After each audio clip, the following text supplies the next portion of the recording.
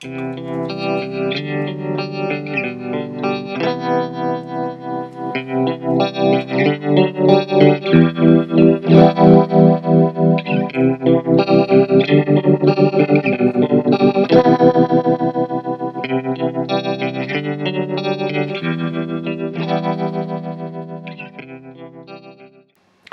today we're looking at the Corona chorus and creating a tremolo tone print. I've set up a loop so that you can hear the main settings of that, so let's start that off with a clean tone.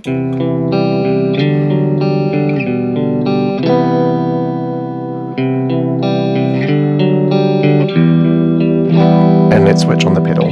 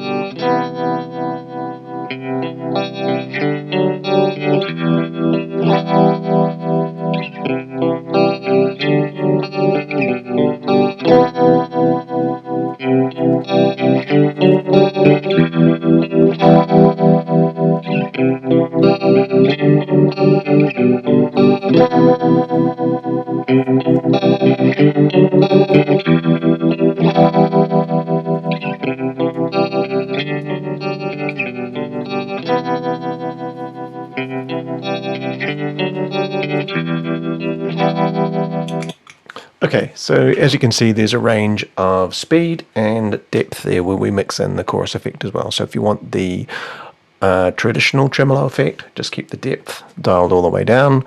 And if you want to make that a combined tremolo and chorus sound, then it starts kicking in really from about 12 o'clock. Okay, so let's have a look at how to build that. Okay, so let's have a look at how to put the template together. I've saved this one before, so I'm just going to step through the parameters so you can easily set those up and go from there. You can choose an existing template and then just blast the settings from there. So one of the main features of this is that we need to use the killjoy switch on. That's because we want to lose the original signal so that we can actually have that variance in volume, because a tremolo is a regular increase and decrease of the volume of the guitar signal.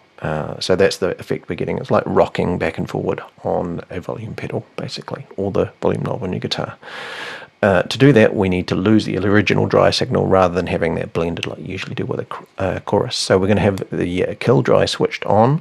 From there, let's set the modulation type to TZ flanger. It should be the last one on the settings there. The modulation will be active. We want the through zero flanger set to 0.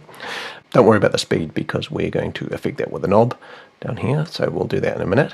The depth should be at 0, depth 2, let's set that at half. You can use the scroll wheel on your mouse for putting these to get the nice increments with that rather than having to drag them, but ultimately that's going to change with the knob anyway, but let's use half a percent for now.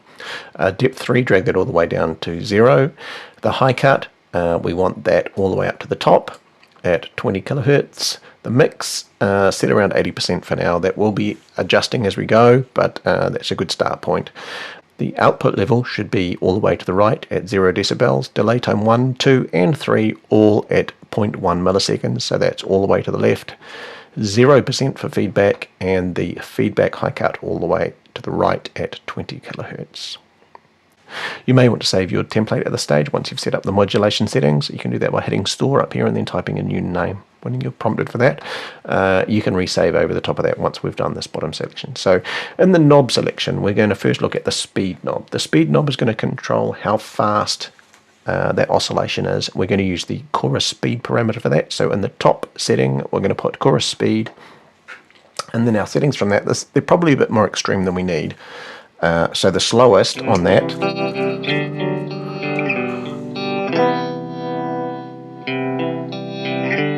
is very slow, and then the extreme at the top end is probably not that usable as well, but I wanted to cover all the bases there so that it would be as usable for most people as possible. Anywhere between 10 and 2 is a pretty good setting, I find. So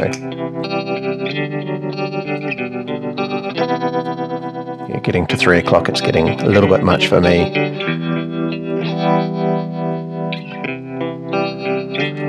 So somewhere in there. The settings we're using for that, though, you can tailor these obviously because I'm just giving you an idea, but the settings I've used for that is we start with 1 kilohertz, we start with 1 hertz, 2.9 hertz, 3.87 hertz, 6.9 hertz, and then 10 hertz as the top value for that. So that's not a terribly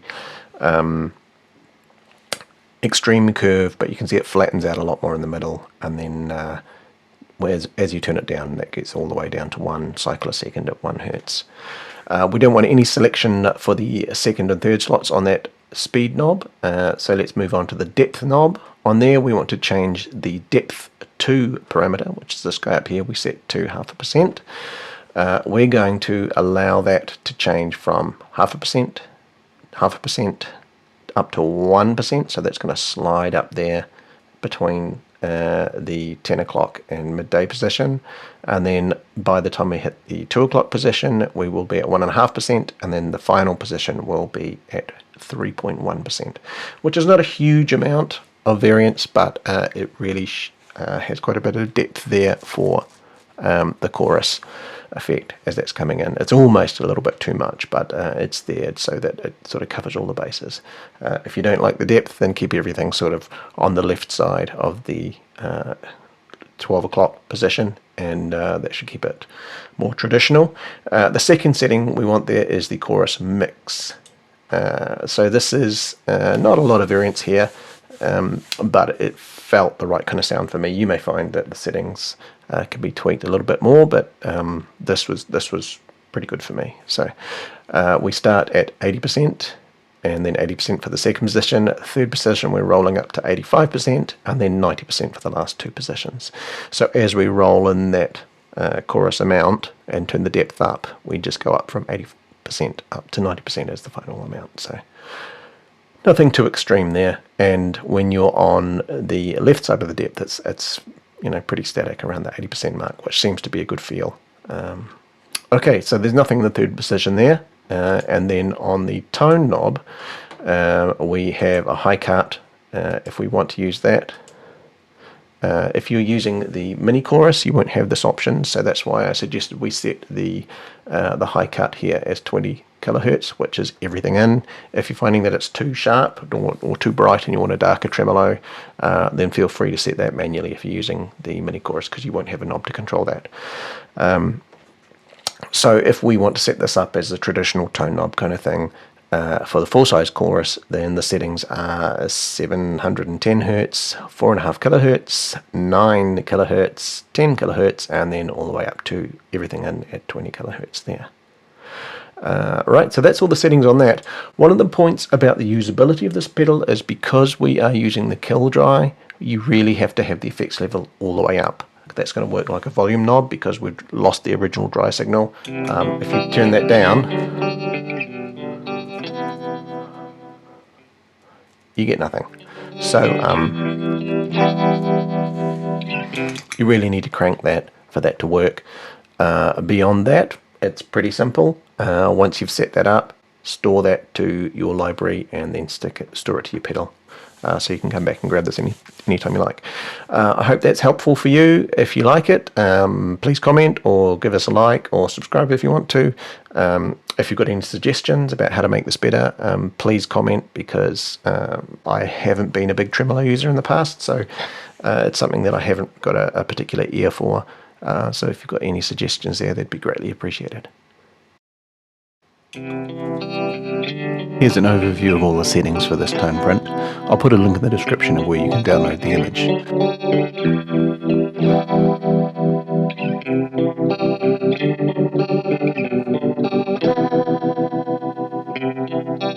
If you found this video tutorial helpful, click the thumbs up. If you'd like to see more videos like this, click subscribe. Thanks for watching.